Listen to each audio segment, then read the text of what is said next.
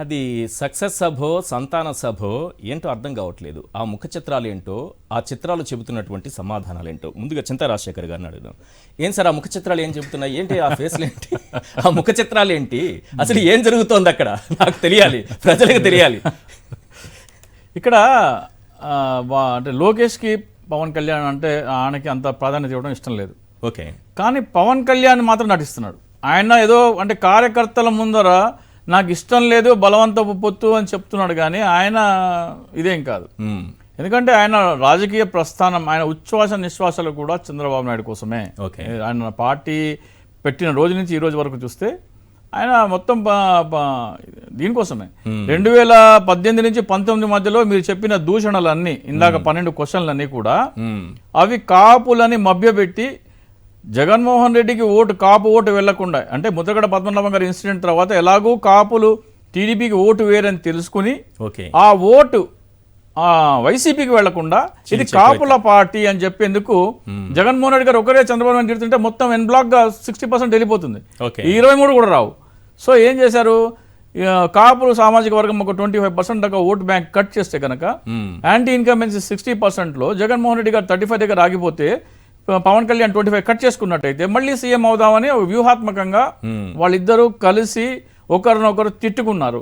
ఎందుకంటే దాన్ని ఏం ఎస్టాబ్లిష్ చేస్తుందంటే, మా తల్లిని దూషించావు స్టూడియోలో కూర్చోబెట్టి అన్న పవన్ కళ్యాణ్ ఎన్నికలు అయిపోయిన వెంటనే కృష్ణానదికి వరద వచ్చి చంద్రబాబు నాయుడు కరకటి ఇంట్లోకి నీళ్ళు వెళ్ళి పవన్ కళ్యాణ్ విలువలాడిపోయాడు. ఒక మాజీ ముఖ్యమంత్రి ఇంట్లోకి నీళ్ళు వెళ్తుంటే నువ్వేం చేస్తున్నావు, వాడిని ముంచేద్దాం అనుకుంటున్నావని. అని మీ తల్లిని తిట్టిన వాడి ఇంట్లోకి వరద నీళ్ళు వెళ్తే నీకేంటి, బురద నీళ్ళు వెళ్తే ఏంటి? అలాగే ఎన్నికలైన 100 రోజుల లోపల వాళ్ళు భవన నిర్మాణ కార్మికుల కోసం ఒక సభ పెట్టారు. అవును, టీడీపీతో పెట్టారు. అంటే మీరు మొన్నటిదాకా తిట్టుకున్నది కేవలం ఓటు చీల్చేందుకు ఒక ప్రక్రియ. సో ఇప్పుడు పవన్ కళ్యాణ్ ఇప్పుడు కానీ మొన్నటి కూడా మొన్న చంద్రబాబు నాయుడు ఇంటికి వెళ్ళినప్పుడు కూడా దీనంగా ఫేస్ పెట్టుకొని నాకు ఇష్టం లేదు, కానీ ఇష్టం లేని పొత్తు రాష్ట్ర కోసం, రాష్ట్ర ప్రయోజనాల కోసం ఇవన్నీ చెప్పేందుకు, కమ్యూనికేట్ చేసేందుకు అలా పెట్టాడు. కానీ మీరు నాదెళ్ల మనోహర్ గురించి కొన్ని అనుమానాలు వ్యక్తం చేస్తూ ఉంటారు చాలా సందర్భాల్లో.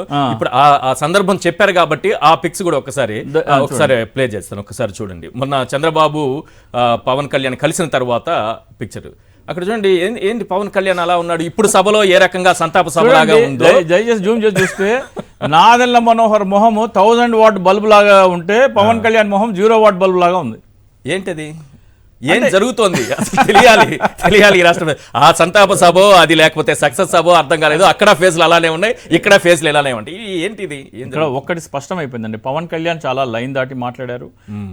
ఎవరైతే తెలుగుదేశం పొత్తు మరొక 10 సంవత్సరాలు అంటే ఇది 3వ ఎలక్షన్, జనసేన పార్టీ పెట్టి ఇది 3వ ఎలక్షన్, మరో 10 సంవత్సరాల పొత్తు అంటే 29 and 34 ఎలక్షన్ కూడా పొత్తులోనే ఉంటామని. అంటే ఏంటంటే ఇంకా 25 సంవత్సరాల ప్రస్థానం అయిపోయింది.